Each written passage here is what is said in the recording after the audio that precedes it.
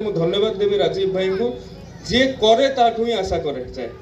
जे न करि पारे ताठू आशा करा जाए नहीं तेणु आमको प्रेरित आपन को धन्यवाद। एवं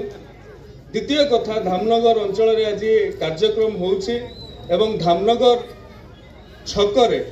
जो दीर्घ दिन है हमर टेक्सटाइल पार्क रही से टेक्सटाइल पार्क को गतकाली माननीय मुख्यमंत्री मोहन चरण माझी महोदय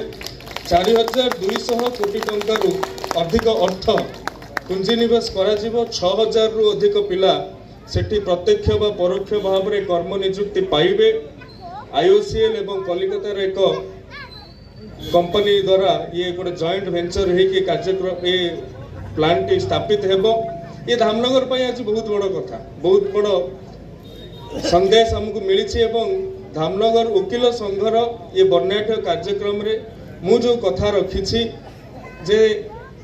भारत वर्ष वकिल मानकर